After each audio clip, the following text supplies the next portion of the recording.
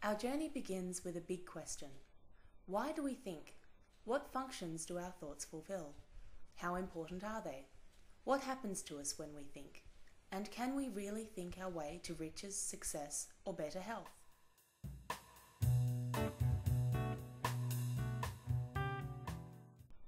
Welcome to the Effective Thinking and Mind Power series.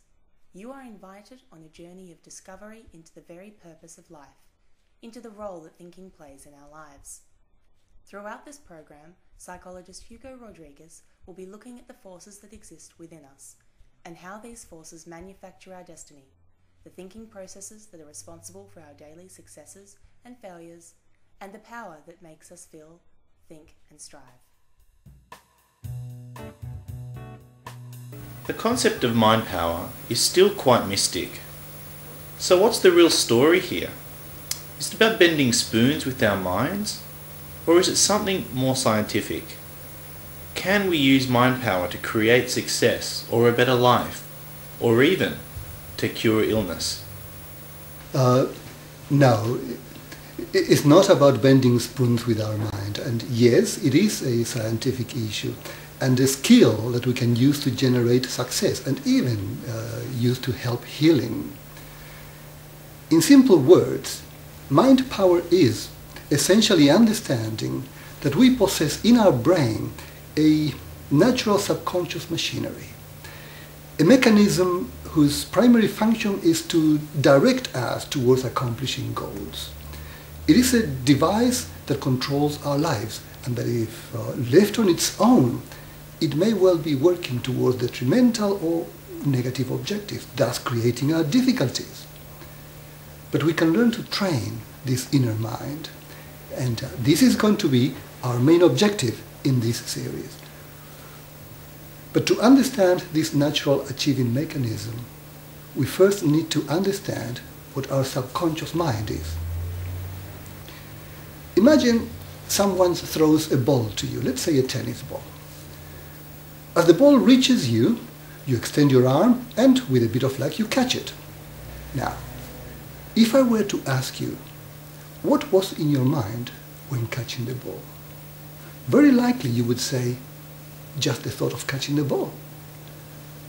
Who was then the person inside you that flexed your muscles, clenched your grip when the ball was reaching you, modified the posture in your body to allow yourself properly or your position properly, dilated the pupils in your eyes so you can concentrate better? Now, all that was performed by your subconscious mind. All you did was to give an order to your mind, catch the ball. Your mind then did all the rest to execute this command.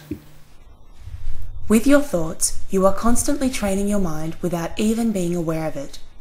This training is so powerful that it's a lot stronger than your conscious will. Observe this picture. What you perceive here is a crater, but is it really? I can transform this crater into a mountain by simply turning this picture upside down.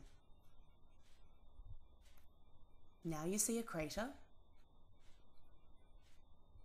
Now you see a mountain. Interesting illusion. What you may not know is that you have trained your mind to create it. From the moment you were born, you have learned unwittingly that light always comes from above. You trained your mind this way, so now your mind is adjusted to this perception. By simply changing the direction of the light, which is what we do when turning the picture upside down, your mind tells you, this is not a crater anymore. Now it is a mountain.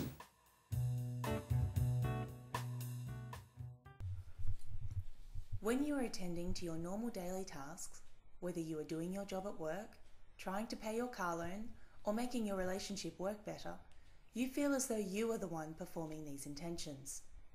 You think you are carrying out the actions involved in these objectives, but in reality, it is the goal-achieving mechanism inside your subconscious mind that is driving you. Just like this inner machinery executes your instructions to catch a ball, it also creates your motivation and your feelings such as enthusiasm or laziness. This inner machinery also generates your plans and achievements. For example, getting the job that suits your vocation or staying in a job that you dislike. With your thoughts, you are constantly giving instructions to this goal-achieving machinery. You are instructing it to make you strive to achieve what is in the content of those thoughts. Tell us how our thoughts influence our subconscious process. Your thoughts become your intentions, but there is a process to it. At any given moment, you are bombarded with thoughts of all kinds, but they have little or no effect on you because they are not energized. But then you think about something with intent. You put feelings into it. You energize the contents of that thought. And in doing so, you are now giving instructions to the goal-achieving mechanism inside you. The instructions are to make you fulfill these intentions. Some thoughts, however, may be of fear or self-doubt, and this can be very counterproductive to your tasks. Imagine you're trying to get a promotion at work, but when thinking about it, you entertain thoughts that this position is too competitive, or that others are better prepared than you, or have better qualifications. Your mind takes these thoughts as instructions, and it makes you pay attention to things that will make it difficult for you to get that promotion. In fact, these thoughts instruct your mind to make you fail getting this promotion.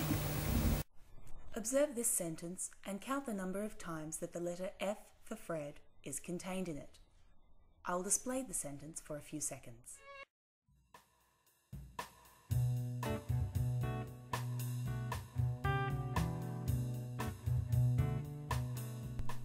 The letter F appears 6 times in this sentence, but most people have difficulty counting all of them. I will project the sentence again. See if you can locate all of them this time.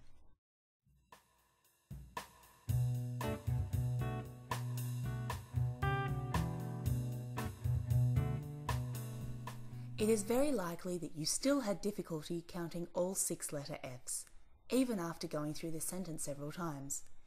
Let's highlight them to confirm that there really are 6.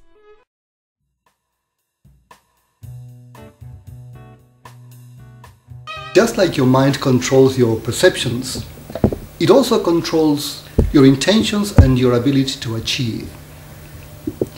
It does it by implementing plans and strategies following a set of basic principles. There are 14 basic principles of effective thinking that govern our functioning as humans. And we will be covering them in these episodes. These principles refer to the mechanisms responsible for everything we do, from making a cup of tea through to developing a successful career. And it is when we violate these principles that we are effectively manufacturing our problems. But if we can learn to use them to our advantage, then we can start to live more effectively. We optimize our chances of succeeding. We also become more satisfied with our lives.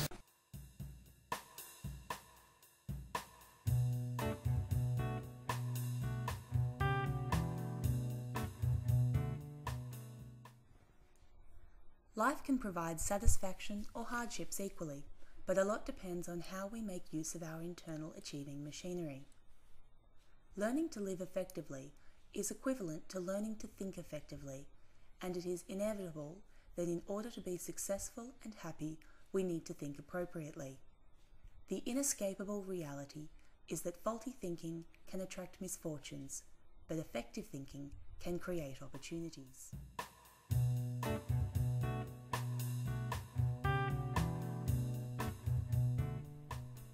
The principles of effective thinking compel us to acknowledge that what we get out of life is what we put into our own mind through our thinking in the first place.